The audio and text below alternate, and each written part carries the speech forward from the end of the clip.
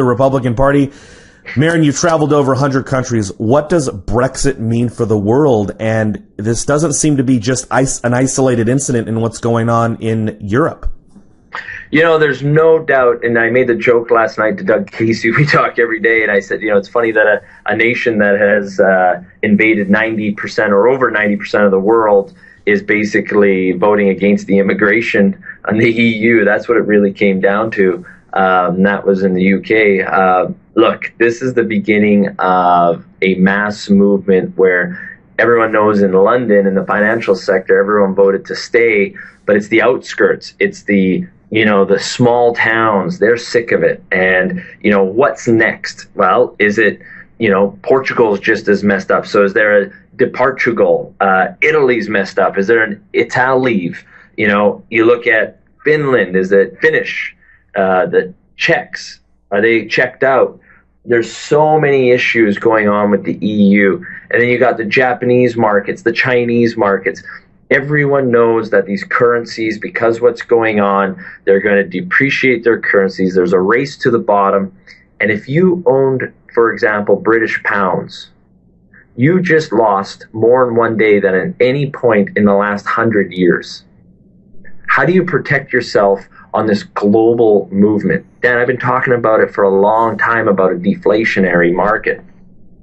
The beauty of gold is it is the ultimate currency. Look what happened to gold overnight. It's just a protection. It's the ultimate insurance on the currencies.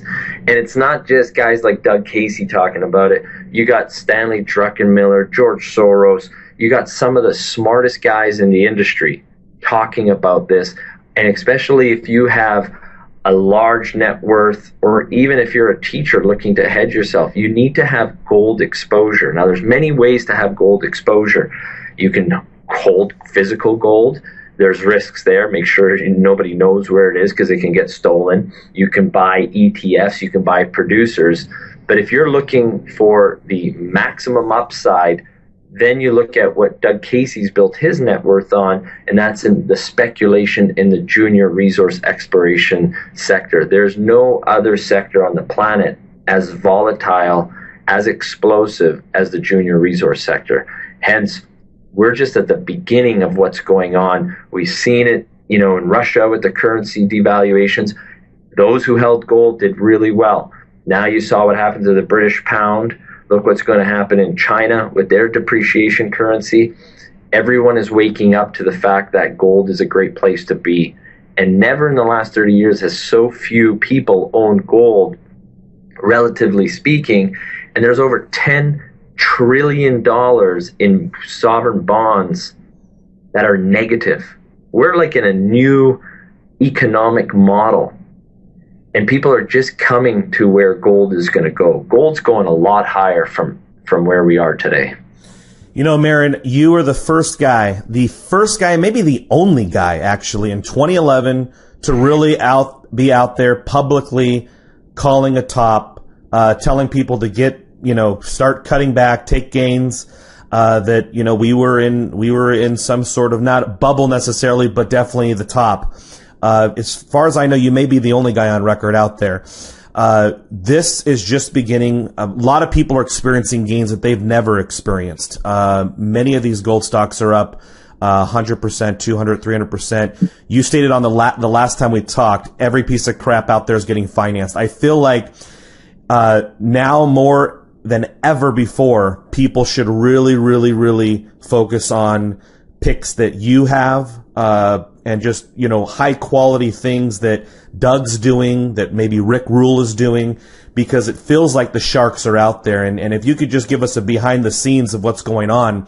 When you said every piece of crap out there is getting financed, can you explain to people that, out of these gold stocks that they typically buy or see on newsletters or advertisements, there aren't that many of them that are worth anything, right? Well, exactly. 1 in 3,000 projects ever becomes an economic mine. And I want to make this very clear. In any newsletter world or any sector, anyone with a website or a platform thinks they're an expert. Make sure you're following people who have skin in the game, okay? Which means they're actually buying and holding what they own. Secondly, follow the smart money. And in the resource sector, some hedge fund that had success in the tech sector, maybe they'll have success in the resource sector, but they're going to have to figure it out. It's probably better to follow the gurus like a Rick Rule, who's earned his scars in the resource sector. Trust me, Rick hasn't always, or myself or Doug Casey, we've made mistakes. We've learned the hard way. We've had to pay for our tuition in the resource sector. We know who the good guys are, who the bad guys are. So be very careful about it. And there's another factor. Just because some geologist says this or that, they're a geologist. Doesn't mean they know how to make money in the stock market or know what mines. They're not an engineer. So make sure you know what type of specific investment advice you're taking and what is their track record or expertise. So I look at people. You know, real estate, it's all about location. Well, the resource sector is all about make sure you invest in the best people who have the experience in the sector that they're working in, and more importantly, that they have skin in the game, that they've written a big check in the company that you own. Why would I ever buy a stock where management have just options? I want this stock to be their life.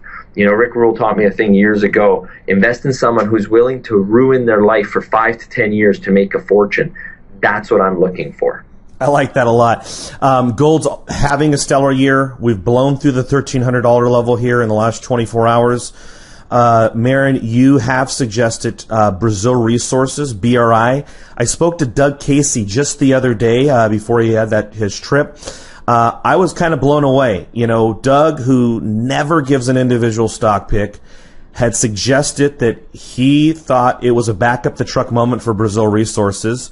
He thought it was going over $10 plus, and that was with gold at around 1,200-1,300. Now, realistically, we're looking at gold plus, 1,400-1,500 in 2016. When you're experiencing this, and when you're looking at a company like Brazil Resources, which your fund owns, do you add to the position here, or do you start taking some off the table because it is up? This year, it's into the 250 to 300% range. Look, I said from day one, if you go back to when it was a much lower price, I'm not buying a position like this to make a double or a triple.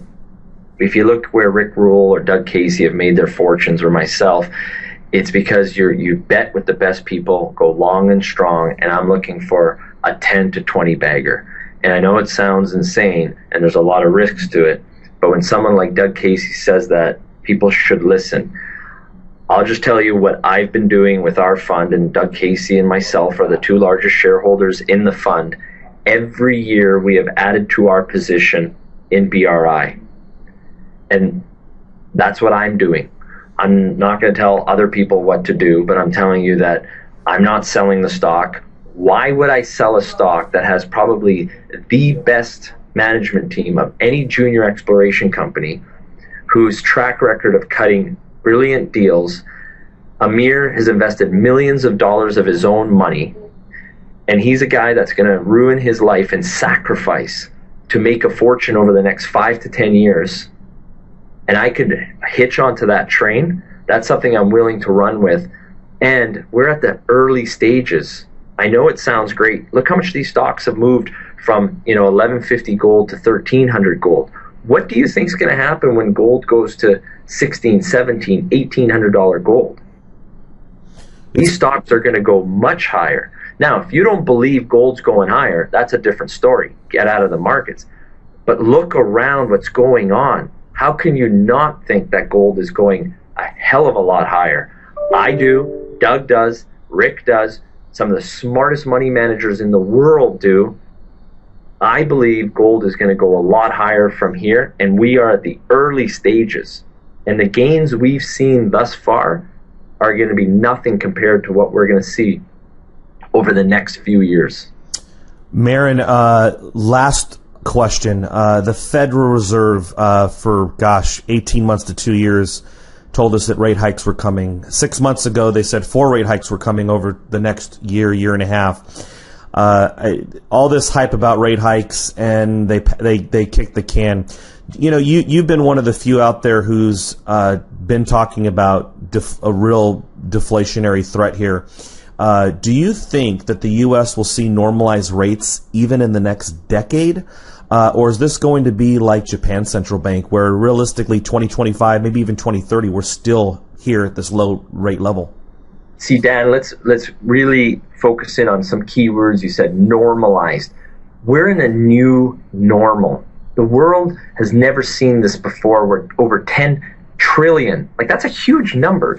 I want everyone to just sit down and write out what $10 trillion looks like. So my point here is that the U.S. can't just do what it wants to do. We are in such a connected market where the Japanese are buying U.S. bonds and the Chinese are buying U.S. bonds. It's so interconnected that the U.S. Fed has no choice but to pay attention to what's going on with Brexit and the EU and what's next with the EU, what's going on in Japan and what's going on in China. So it's regardless of what the Fed wants to do, they have to deal with the realities of what they can do. And the beauty of all this is everyone, even the former Fed, Alan Greenspan, we spoke at a conference together. He even himself said gold's going a lot higher. If the former Fed chair said that, you need to pay attention. This is, in my career, I have never seen a better setup for gold, and it doesn't depend on just China. Remember, the last commodities bull cycle was all about the emerging markets. This gold market is about the catastrophe of the global Fed markets and its effect of the QE and the deflationary forces.